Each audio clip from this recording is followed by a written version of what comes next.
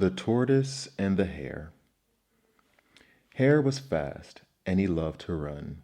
Every morning he ran to his job at the post office and then ran around the village delivering packages at top speed. At the end of the day, Hare ran back home. To relax, he ran a few times around his garden, and at night he dreamed about running. The only thing Hare loved apart from running was talking about running. He loved talking about how good it felt to be the fastest animal in town. Not like poor old Tortoise. Tortoise was slow, and he loved sitting. Every morning, Tortoise got out of bed and shuffled slowly to his job at the post office. All day long, he sat at his desk carefully stamping packages. At the end of the day, Tortoise inched his way home.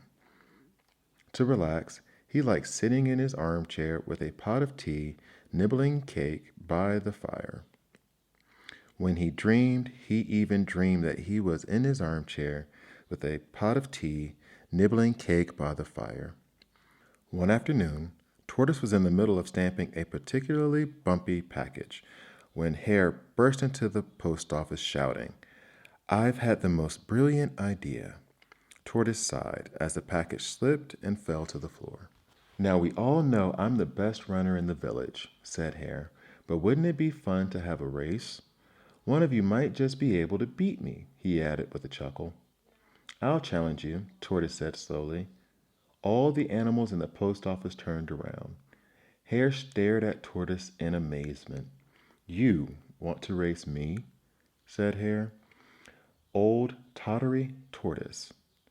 But you might expire. And what about the poor people watching the race? They don't want to have to wait until midnight to watch you go by." Hare clutched his stomach and roared with laughter at his own joke. "I'd still like to try," said Tortoise firmly. "Well, that's settled then," said Hare, grinning from ear to ear. "Let's race. Tomorrow." And he ran off home thinking about the victory ahead. He'd never have an easier race in his life. That evening, Tortoise's friends tried to change his mind. They knew that Hare would win the race by far, and then he'd be more vain than ever. But Tortoise had made up his mind. The next morning, Hare and Tortoise met in the village square, and Tortoise gazed up at the enormous map of the race. The course was many miles long, further than he had ever even walked before. He stood quietly at the starting line as Hare bounced up and down beside him. "On your mark, get set, go," shouted Badger. They were off. Hare sprinted forward, and within minutes he had disappeared in a cloud of dust. Tortoise put one foot in front of the other and trudged across the start line. He was walking even more slowly than usual. "Must pace myself," he muttered under his breath. "Mustn't wear myself out." Meanwhile, Hare sped ahead. Soon he was miles in front of Tortoise. As he reached the crest of a hill, he stopped for a moment and looked back along the road.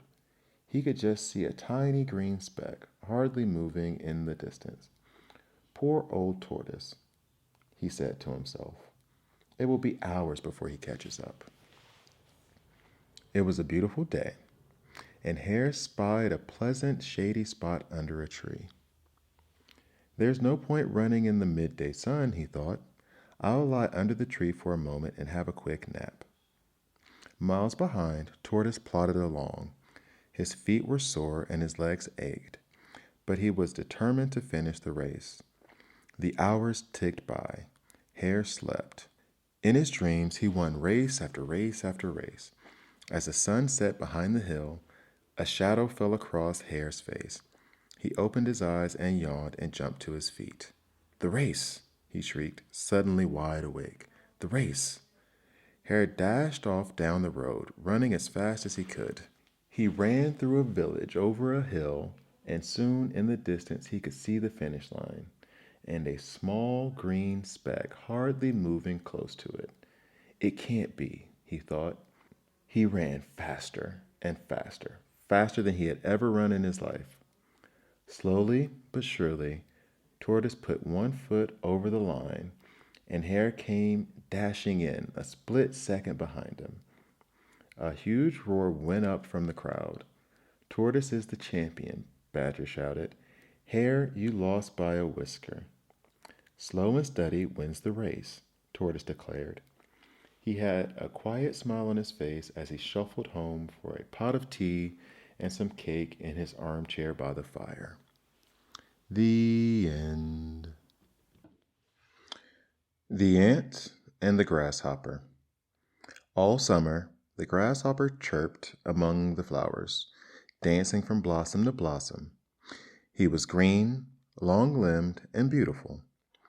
Bright as an emerald, his body glittered as he leaped in the sunshine, and his voice soared in a song of glorious music. Scurrying in the undergrowth, the ant was busy. He was gathering wheat to store for winter time when food would be scarce, and all the other animals in the woodland would be hungry. Work or starve, said the ant to himself. It's as simple as that. He had to pluck each ear of wheat and every seed and carry them one by one, again and again, hundreds of times, to fill his cellar. He was tired, working so hard in the heat, but he never gave up. He was thinking of his family. He wanted them to survive the winter. When winter clutched the earth with icy fingers, the grasshopper didn't feel like singing or dancing any more. He was hungry, but there was nothing to eat. The ground was hard, the trees were bare, the grass was withered, the flowers were dead. Summer was forgotten under a blanket of unforgiving snow. The grasshopper came across the ant, such a plump, happy, well-fed looking creature. Please, begged the grasshopper, have you any food to spare for me? I have nothing. Why not? Asked the ant. What were you doing all summer? I sang, said the grasshopper. I danced. You sang, you danced. Very well, sneered the ant, turning away. Play on. Why won't you help me? I worked while you enjoyed yourself. You were lazy and thoughtless. Why should you benefit from my toil? But I'll starve to death, wept the grasshopper. The ant took pity on him and gave him some corn. Just remember, there's a time to work and a time to play, he said. Perhaps next summer you'll think about that. Oh, I will, promised the grasshopper. The end. The Mouse and the Lion. One hot, sleepy afternoon, a little mouse was scurrying through the forest. He was in such a hurry to reach his cool, dark mouse hole, he didn't hear the rumbling snores or see the toothy jaws ahead. And bump!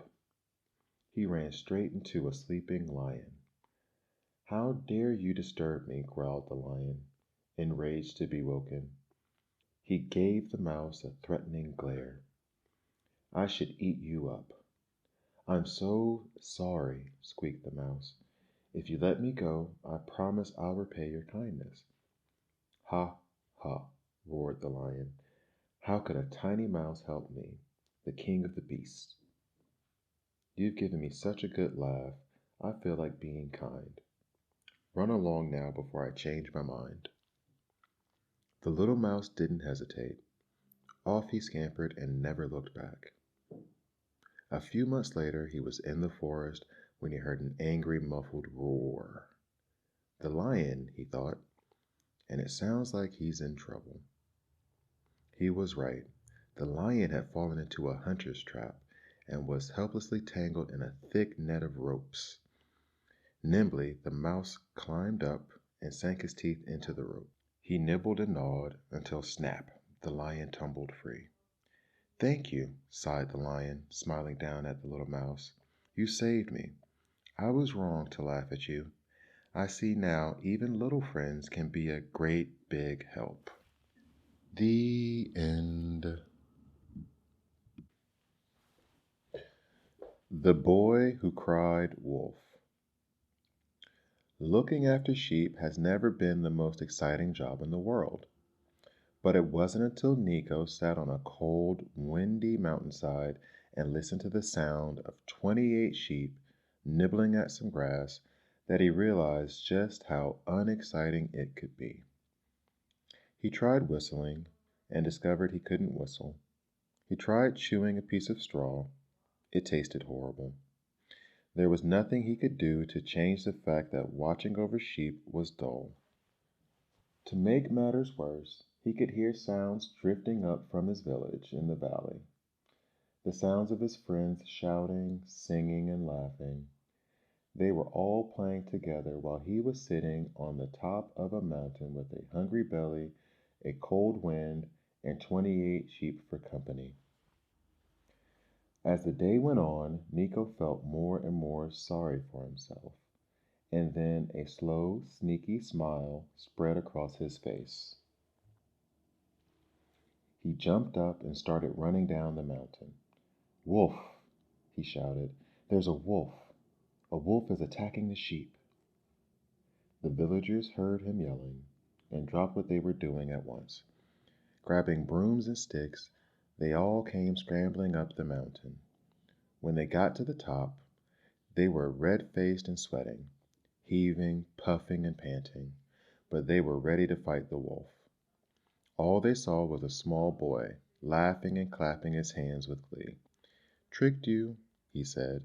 "I've never seen anything so funny in my whole life." "It's not funny at all," said the baker. "That's because you couldn't see yourself running up the mountain," said Nico. The villagers were not impressed. Grumbling loudly, they strode back down to the village. The next day, Nico was sitting on top of the mountain again, with his herd of sheep, feeling utterly bored. I shouldn't, he thought. I really shouldn't. I definitely shouldn't. "Wolf!" he shouted, unable to help himself. "Wolf!" he yelled at the top of his lungs. "It's really here. It's enormous. Help!" Not all of the villagers came running this time, but most of them did, just in case. Again, they brought their mops and brooms and sticks to scare off the big, bad... Oh, there was no wolf. When they finally got to the top, all they saw was the herd of sheep and Nico. This time he was laughing even harder.